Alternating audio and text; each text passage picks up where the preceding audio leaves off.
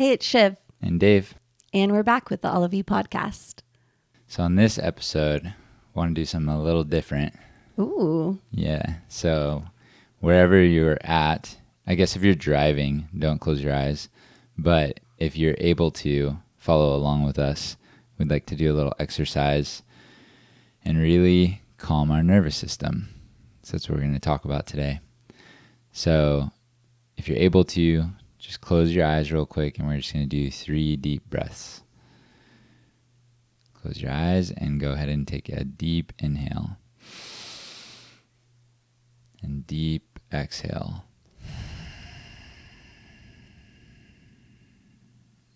Two more. Deep inhale.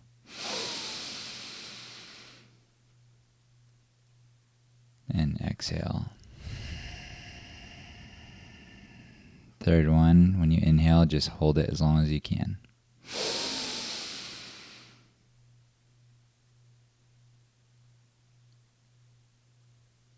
And exhale.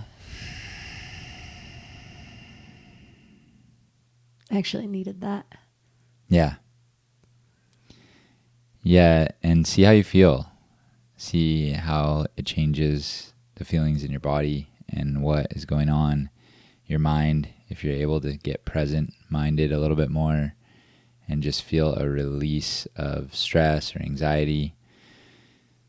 That's what we want to talk about today. Just calming the nervous system, the tools to calm the nervous system. And we're not experts. We are not somatic healers, but this has been a great, all of the exercises we use to calm our nervous system has changed our life, really. Made us feel so much better than any drug or alcohol ever did. And I think that we just want to share a little bit of our story around it.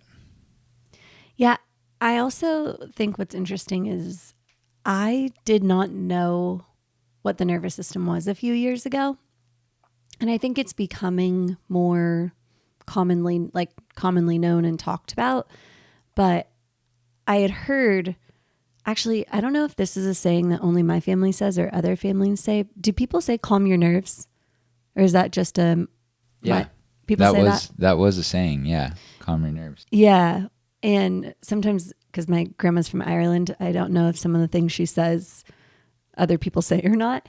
But I had heard calm your nerves. Or I had even been guilty of saying, oh, this person is on my last nerve. Mm-hmm. And so there's little ways that the nervous system was kind of referenced, but I didn't truly understand what that meant. Yeah, I could go very philosophical here, but I have no doubt that you could do that. I have kind of this belief that the energy of denying your emotions, denying your nervous system, doing the thing no matter how you feel, no matter how your nervous system is. Basically, my nervous system does not define me. I can go out and accomplish whatever goal I want to do, and I don't pay attention to my nervous system. And I think that is a great quality, and it's one that I'm actually working on right now, is going back to more of that practice a little bit and incorporating it. But we, for a long time in our society, I think, glorified that. The movies glorified this Hustle culture? Yeah. In all the movies, it's I'm going to accomplish this goal despite how difficult it is for me. And that's great. I think that is an awesome thing. I don't think we should take that away. But it needs, at some point, we need to get back and incorporate also the more natural tendency, which is to feel your feelings and, incorporate your nervous system, incorporate and validate how you feel and all that. So I think there's this blend that we were missing for a long time. And so that's kind of my theory on it. And I think that's why those statements were, those old sayings were real back in the day, because they were a part of different cultures. There were cultures in the past that I believe calmed their nervous system and really brought this, connection to their bodies into their culture and I don't know, in our American culture as I was growing up, that just wasn't a thing. We were very far from that. And it was like hustle, grind, work your ass off and pay your bills kind of thing to, you know, to make it. Yeah, and I think it's not just a disconnect. Like our culture has moved not just to become more disconnected from our bodies, but we're also more disconnected from nature. Mm-hmm. And nature is a lot of what grounds our nervous system. And when we cut ourselves off from that, it's easier to feel dysregulated. But actually, you know what? Before I jump into that, I think it's important to talk about what it feels like to be dysregulated in our nervous system. Yeah, and should we define the nervous system to start as well? Lots of things we should do in this episode. Yes. So like the nervous system is basically, as I know it, which I'm, like I said, I'm not an expert in it, but is this like electronic field in your body that sends all the signals throughout your body. So it is plugged in everywhere, and it has different main nerves, like the vagus nerve, which is the one that kind of controls everything, that you can slow down if you touch certain parts of your body. Like if you hold between your finger and your pointer finger and your thumb finger and press down in that section for, 30 seconds or so, you'll start to feel calmer. There's like little tips and tricks, or with your breath, you can calm down these nerves. And this electronic field in our body is constantly sending signals from the brain to the heart and throughout our body, and can cause our heart rate to jump up and slow down and all that. That's as I know it. Yeah. No, that was a great definition. And I think that, not to plug a previous episode, but to plug a previous episode, we talked a lot on, I think it was our second episode, our feelings on feelings. And in that episode, I recall talking a lot about how I was just learning how to feel my feelings fully. And there is a direct correlation between being able to feel the feelings in your body and identify them and know what's going on, really have body awareness, and recognizing a dysregulated nervous system. And so your nervous system feels dysregulated when you feel anxious, when you feel like something's off, when you feel overstimulated, when you feel, for me, it feels like a tenseness throughout me all the way up and down. And I actually remember years ago sitting with a therapist and her being like, where do you feel these feelings in your body? And being like, am I really paying you for this? Like, I have no idea what you're talking about. But slowly I learned to notice when I feel dysregulated. And I bring that up because the practice of noticing when I'm dysregulated helps me to become aware of, oh, I'm dysregulated, which typically means also like my body can be in like fight, flight, freeze, like shutdown as well, which is not the time for me to make decisions. It's not the time for me to approach you about something that you're doing that's upsetting me. It's not the time to complain about the dishes, right? Mm-hmm. And so that awareness of, oh, my nervous system is dysregulated has really been a key to help maintaining a healthy life, because from the place of a regulated nervous system, I know, oh, I'm dysregulated, not going to make big life decisions right now. Gonna get regulated first. Oh, I'm dysregulated, not gonna bring that up to Dave right now. Or I think actually one of the biggest ways I've learned that my nervous system affects me is with the girls. Kids are little nervous system tornado dysregulators. Like, well, theirs is dysregulated from the get-go a lot of times, and they have to learn to regulate. Yep. And you have to help them. Yeah. Which I mean, full transparency, it was when I first took on being a stepmom, I was like, these are little trigger monsters. Like, oh my gosh, I'm losing my mind constantly. And I was like, it's them. These kids. They're little trigger monsters.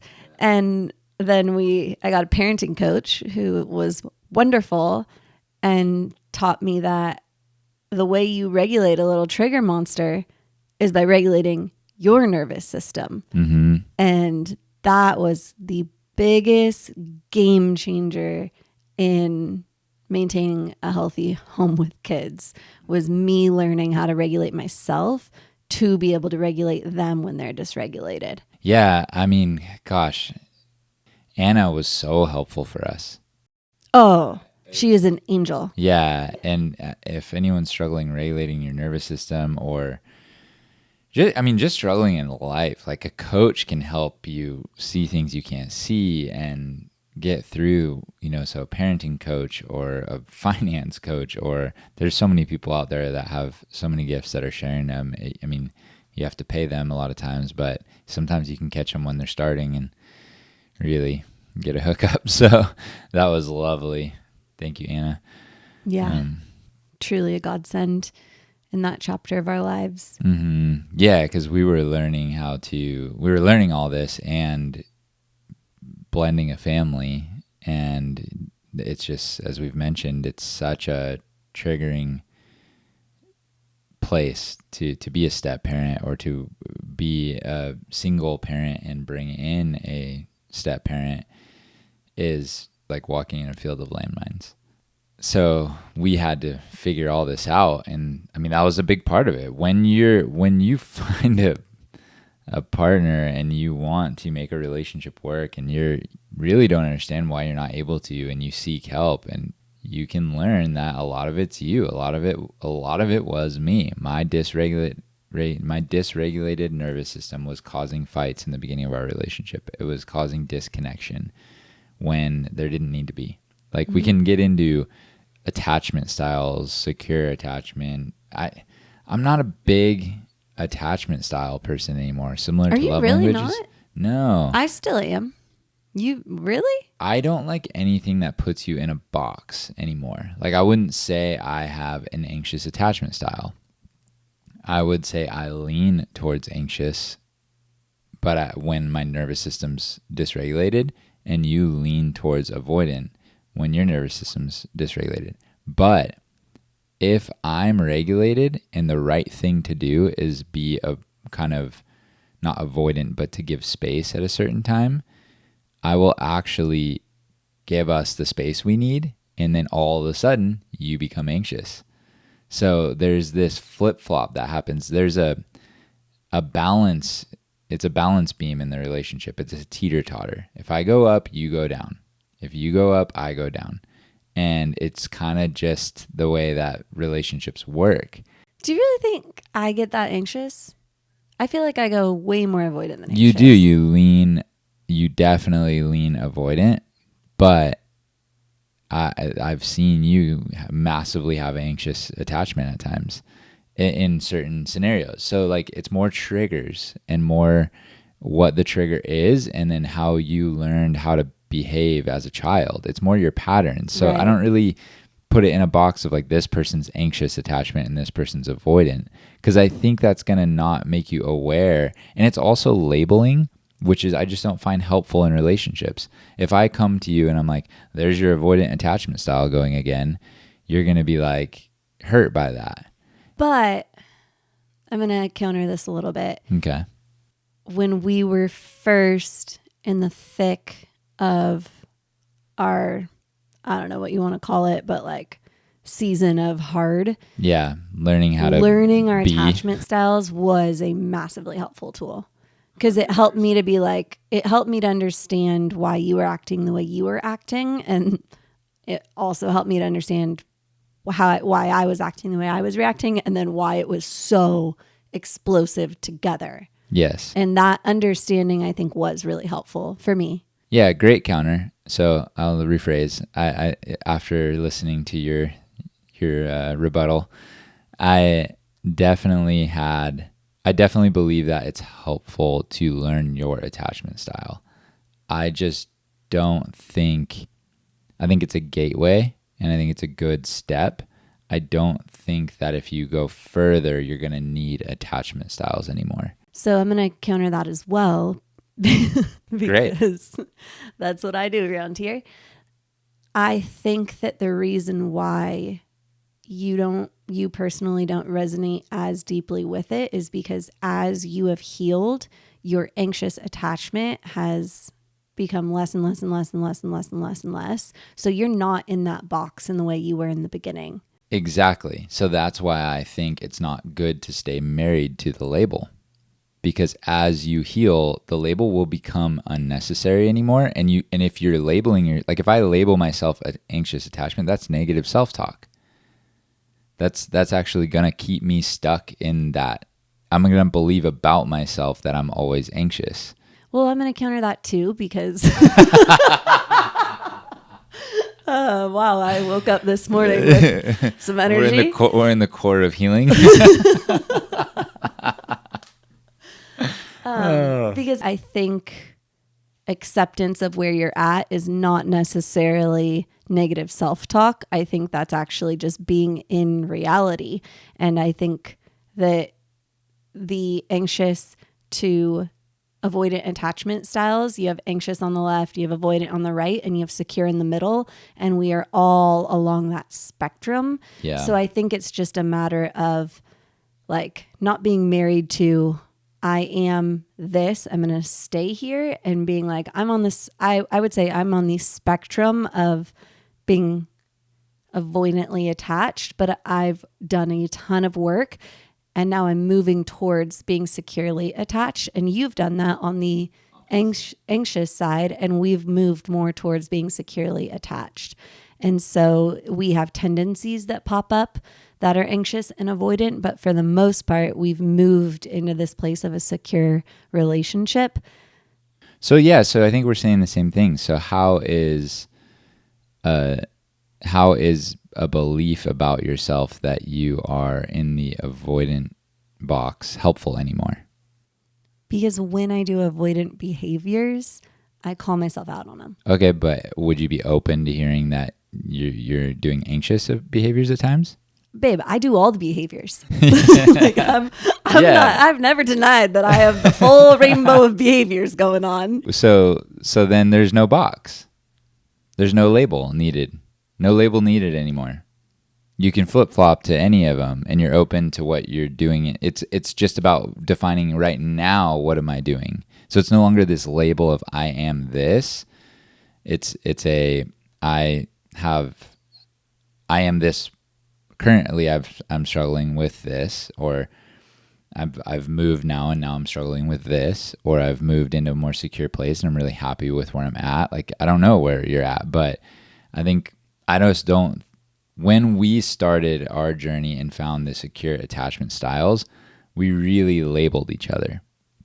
And at a certain point, that no longer was helpful for me. Yeah, because it did lead to a lot of pointing of fingers, like you're being anxious right now, and that's not helpful. And it wasn't helpful for me to even any longer believe it about myself, to believe that I was in this box. I don't know how we got on that topic. That doesn't have anything to do with the nervous system. No, but it was kind of funny. Yeah, it was. For those of you listening, this is sometimes what our conversations actually look like.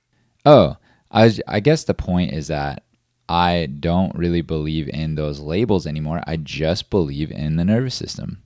I just believe in how is your nervous system dysregulated or regulated, and what are your tendencies that you fall into when it's dysregulated, and learning those and then correcting them and learning how to get regulated. Like, at the root of all of the healing and everything, I just believe it's kind of learning how to get regulated again. Like, at the end of a hard work day, if you're dysregulated, how do you get regulated? Because if you're not regulated, you can't regulate anyone else. And we do regulate each other. So two people, like two loving, beautiful human beings that are married with like a young kid or having kids, I don't know, or maybe no kids, that have to work all day and then they come home to each other, if they are both dysregulated, it's gonna not be the best interaction. It's hard to connect when you're not, it's hard to connect to others when you're not connected to yourself. And that's part of the dysregulation. Yeah, because when you're dysregulated, if you can't self-regulate, you're depending on your partner or people around you to regulate you. And it's really, I would venture to say it's wrong to depend on your kids to regulate you. So like expecting that or relying on that is just not great. Could you give an example of what that could look like? That could look like me if I am dysregulated, come home from work and I'm frustrated about something and I start venting to my kids about it. And I start venting to them. Putting and then your work stress on them. And then they start to like nurture me in a way. And they're like, do you need anything? Dad, if I get really sick, the girls are going to want to take care of me. They're going to be like, oh, like here's a blanket. I'm not talking about that. That's let them kind of learn how to nurture a bit. And I think this is a balancing thing. I think as they get older, they will help us. But when they're little kids, I think it's wrong to put the burden on them. You can let them bring you a blanket, or you can let them try to, make you breakfast in bed for Mother's or Father's Day or something like that. Like, of course, they want to be helpful, but burdening with them with your emotions and kind of dumping on them if they're not in a place to receive it, I think that's wrong to do even in a partnership, much less to your children. And children don't know yet that that's wrong, so they don't know how to stand up against it. And so they're in the backseat of a car listening to a parent. I've driven my kids to school super dysregulated about being late, because being late was a huge trigger for me, and dumped on them a bunch of reasons why it was their fault that we were late. Or, I don't know, dumped on them something else that all of a sudden I picked a fight over because I was so dysregulated. Like, all of a sudden I decided that this issue was important to talk about at 7:30 a.m. on the way to school. Well, I'm just getting my coffee in me. Like, it's not, it was wrong. And that's what I'm speaking out against, I guess, is just not speaking out against, but that's what I want to bring calling to awareness to. Yes. I want to call awareness to the nervous system and call everyone to this awareness of your own nervous system and your own responsibility to regulate yourself. And if you can't, you can ask for support, but demanding support isn't okay because that person may not be regulated. So you kind of just, it's this responsibility of owning your emotional responsibility, owning your own self and sense of self is a lot about owning your responsibility to calm yourself down. And then asking for support, because you do need someone. But like, if you can't be there for me because you got a thing that you've been working on and you're dysregulated, I need to call a buddy. Be like, hey, can you grab dinner tonight? Can you grab a coffee? I really need to talk through something. Are you open to that? And I have a couple friends that would do that. And that's amazing to have. Like, I've grabbed a buddy and been like, I need to do lunch with you this week. I have an issue that I really need. And it's like been something I'm struggling with you. Like, and I have a good friend, a couple of them that I grab lunch, and like, he really helped me. And because he's strong in an area I'm weak. We need each other. Wait, you have issues with me? I thought I was perfect. I will say that I have issues with me, and you bring them out. Ooh. And you trigger them, and you can't always be the one to help me. No. And so I have to seek support sometimes from others, and that's really helpful for me to have. And so, yeah, just being aware of your nervous system and not putting it on each other, and then understanding that two dysregulated people are going to ruffle feathers.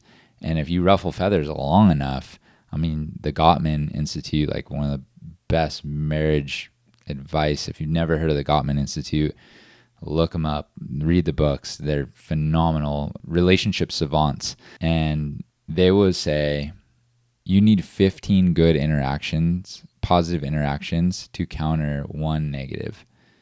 So dysregulated nervous systems are going to cause negative reactions to each other or negative interactions with each other. And then you're going to be off kilter in your relationship if every time you're getting home from work or every time you're even with your kids, any relationship with a friend, if they're all negative, it's going to end the relationship at some point. You're on thin ice. Yeah. Get regulated. So how do you get regulated? That's probably the golden question. You want to share your? Yeah, happy to. First thing, learn to recognize when you're dysregulated. Learn that feeling in the body, because that's gonna be the signal, the flag that goes up that says, oh, I need to regulate. Because otherwise we're just zombies and we're just walking around and we don't know. What's a tool for that? Like, what's the thermometer for your nervous system? How I recognize it? Yeah. It's feeling. Mine's by a feeling in my body. Anytime I feel, honestly, it's as simple as like how we explain it to kids. Big feelings. When I have too many big feelings in my body, then I go, oh, I'm dysregulated right now. And so for me, breathing, like doing some breath work, is huge. It also depends on what I can pull off at that time and what I have access to. What would you recommend for somebody who doesn't know what breath work is? How would you start with breath work? Just take a couple deep breaths. Like we did in the beginning. You beginning. could literally do it that simple as we did in the beginning if you're just learning. If you want to learn more about breath work, there's tons of videos on YouTube that can teach you. Actually, box breathing would be a really good, easy one that you taught Sage, and she does when she's dysregulated, and it's been amazing. Yeah, I learned that from Anna, our parenting coach, but basically, and I do it with my hand. I do it up when we're breathing in, so I go up, and then I hold while I go across the box at the top, and then I go down when I go out, and then hold at the bottom when you go across, and then go up. And that's just like you're just drawing the box. And a kid can really recognize that. And you can do, 2 seconds in, hold for 2 seconds, 2 seconds out, or you can do 10 seconds in, hold for 10 seconds out, whatever was comfortable. Yeah, which was really cute. The other day I was like, oh, I'm so overwhelmed. And Sage actually told me to do box breathing, which was really cute. That's amazing. Yeah. I love that. She's 9 and she's learning this stuff. Yeah. That is huge for a kid to be able to learn. They can't self-regulate yet, and you can't expect it, but you can teach them tools and they can learn so that when they're anxious, their first day of junior high, they can breathe and calm themselves down. Yeah. But to go back to your original question of other tools that I do, I take the dog for a walk and I don't put music on and just allow myself to kind of get grounded. And if you don't have a dog, you can actually just go for a walk. And getting outside is really helpful. If you have access to nature, getting in nature is helpful. Sometimes just sitting in the sun for a few minutes and can help to regulate me. It's really, I think the rule of thumb is anything that is slowing you down naturally, not speeding you up. Have a cup of tea. Journaling is a huge way I regulate my nervous system, especially if I have a lot of thoughts swirling around. Mm-hmm. Just vomiting them onto paper, getting them out of my head and onto the paper can help to regulate me. So I think those are probably the easiest, most accessible ones. Meditating, if meditating feels like mind warfare for you, guided meditations like the Insight Timer app, I think, is free, and they have tons of guided meditations, or you could find them on YouTube. So it's really just your body is like in fight or flight. Your nervous system is is racing. And so calming it is literally just doing what feels calm and soothing to you. Yeah, and I think that we get stuck like, so when I was really dysregulated in my past and I was at my worst, the thing that I knew was surfing. So I'd immediately grab my board and go to the beach. It's the only thing I knew how to do. It was that or go to a bar and have a beer. It was those were the two ways that I coped. And it was surf or drink. Like for me, I need to sit with my feelings. So journaling, meditation are the two biggest ones for me. I would say probably journaling, yeah, and breath work. But normally I do that while I meditate. We don't typically meditate with a guided meditation. You do sometimes more than I do. I like maybe music, like a meditative music on and a candle lit and just eyes closed and just literally like sitting inward. And it's so difficult. If you've never done it, it took me a while to even just sit with the thoughts, but because I was expecting something to happen. I was expecting like this thing to happen. And it's like going to the gym and expecting one workout to get you a six pack. It's not going to happen that way. Meditation is going to be something you work on over time and build up this awareness of your thoughts in your mind. Because the best way I can, for me, it feels like I was living in a 2-dimensional world forever where my thoughts were me. My thoughts were me. I identified with every single thought that crossed my brain.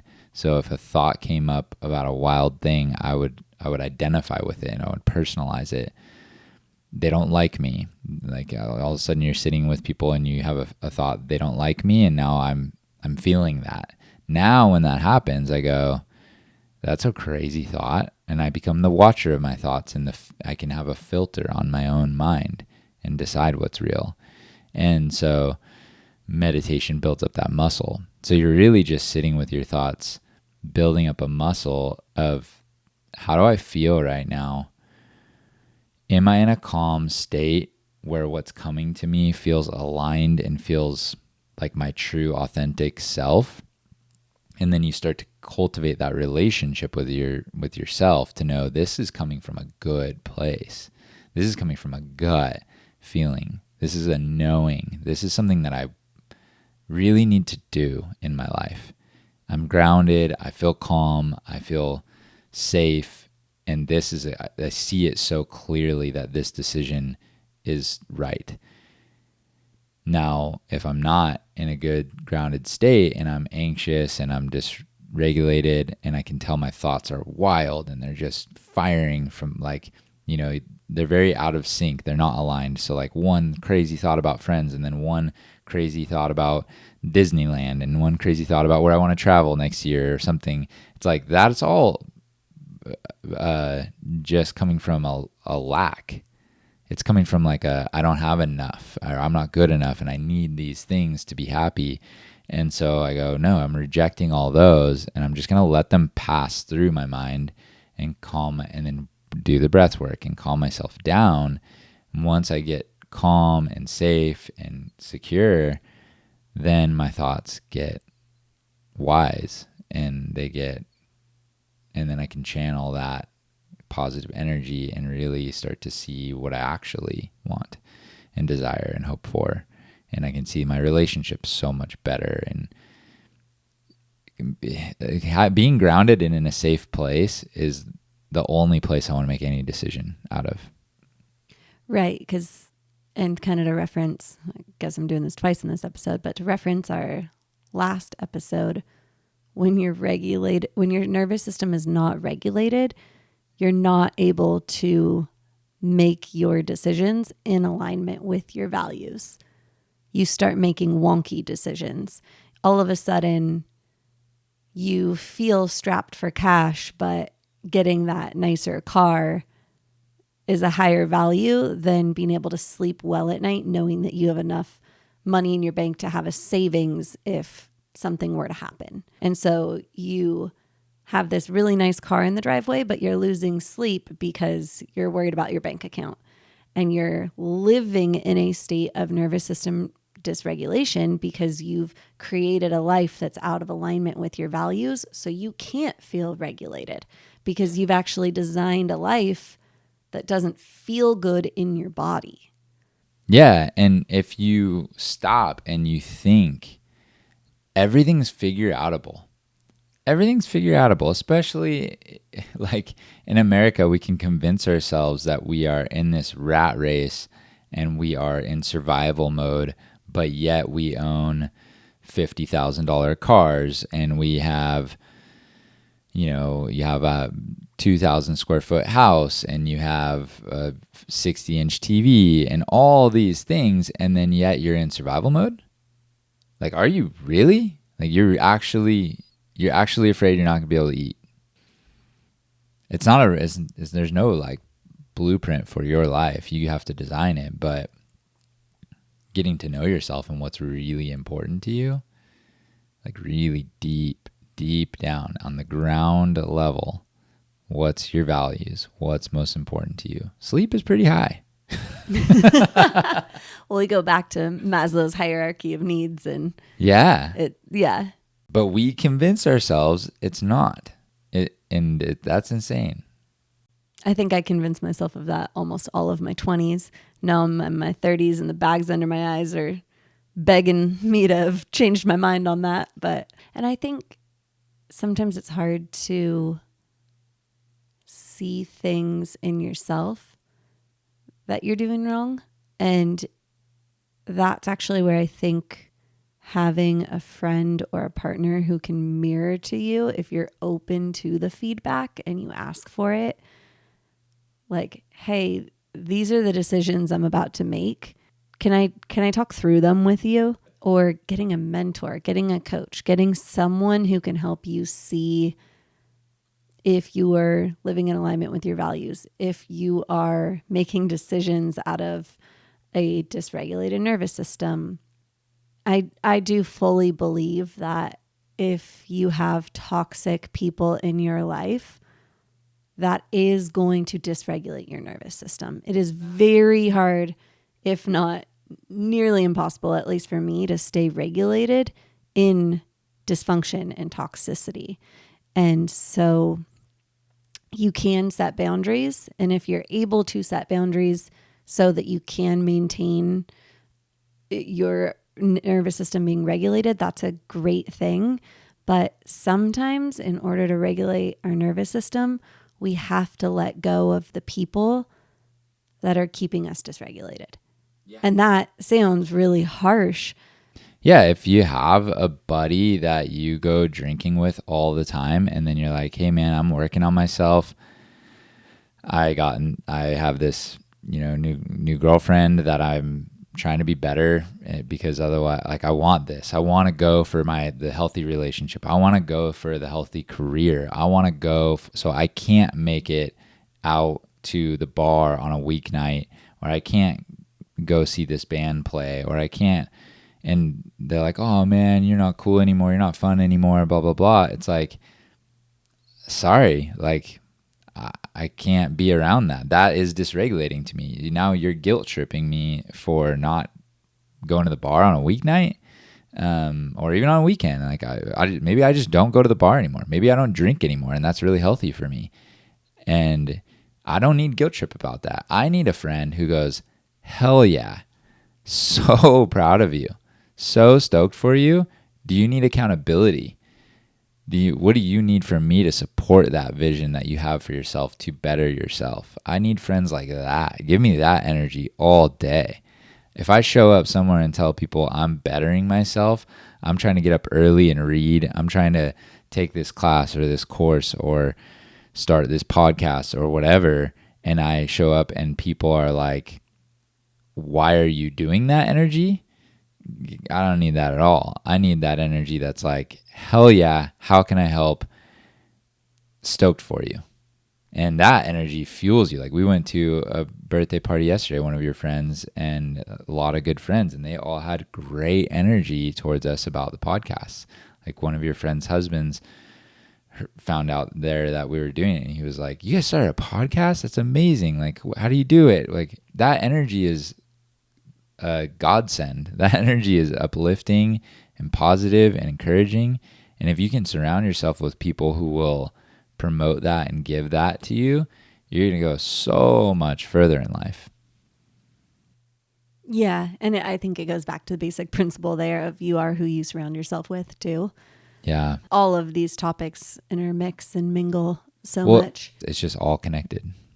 which comes back to your self-worth and how you feel about yourself is how you're going to take care of yourself. Yeah, it's all connected. All connected. But developing an initial awareness of the nervous system will give you a compass. It's your internal compass. And then you can kind of start making decisions that are good for your nervous system and not bad. And that is positive momentum. I mean, that's the journey. I would say that's the starting point of the journey of developing that inner compass and then moving and taking steps for the life that's waiting for you.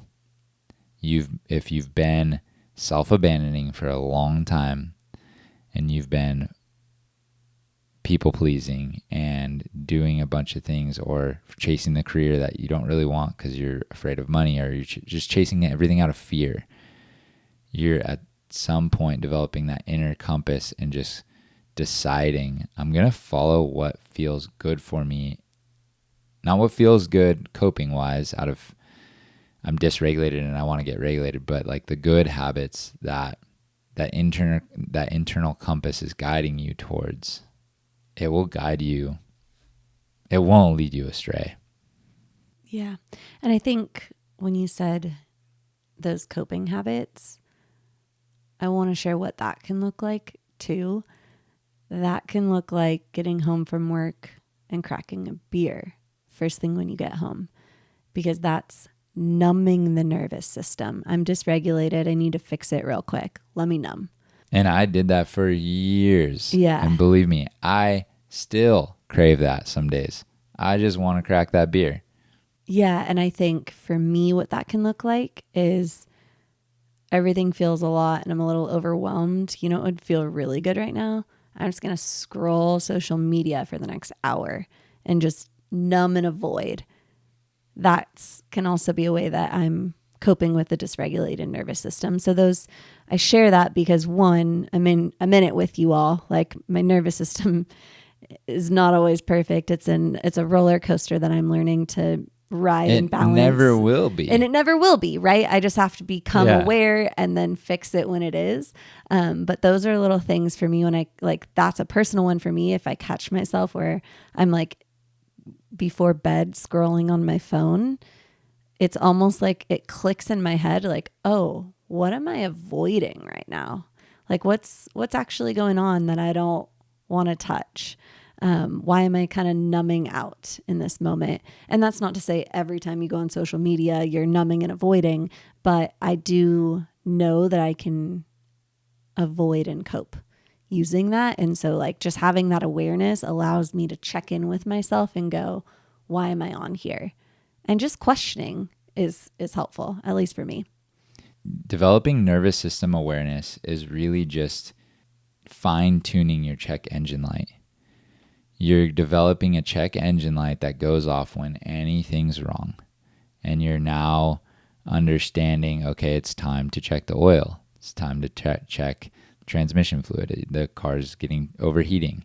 What's going on now? It doesn't necessarily tell you always what's going on. It just tells you something's going on. And then you have to go inward and check on the system and figure out, what do I need? Do I need sleep? Do I need to get out of that friendship? Do I need to stop drinking? Do I need to, is my bank account too low and I need to hustle and work?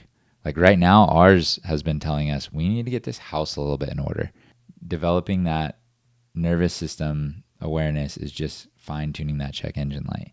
So that way you can go, something's wrong. Let me go inward. Let me figure it out. Beautifully said. Not so easy to do. But it's all a practice and it gets easier over time like anything. But we want to believe that there's this place that we can arrive to where we're healed, where all our emotional trauma is healed and we no longer need the check engine light. We no longer, everything's going to run smooth forever. That's not going to happen. We are a car with all different kinds of mechanics going on inside of us. And we always are going to have to monitor and steward this body.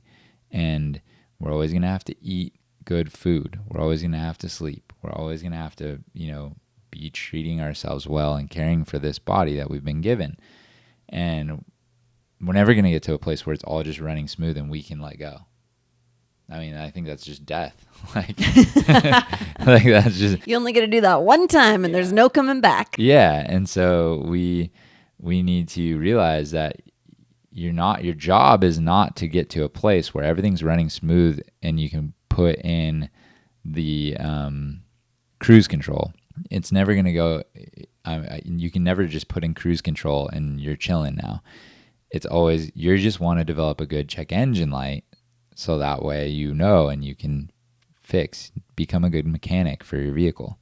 That's what I'm trying to do. And it's hard, but that's the goal. Well, this episode was kind of a lot. Do you want to end us off with some breath work? Ooh, yeah, let's do it. So breathe everything out and then go in and out.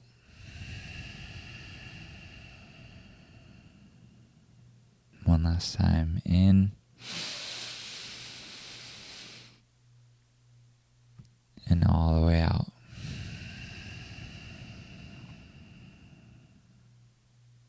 May you have a peaceful and calm nervous system and make the good decisions for you.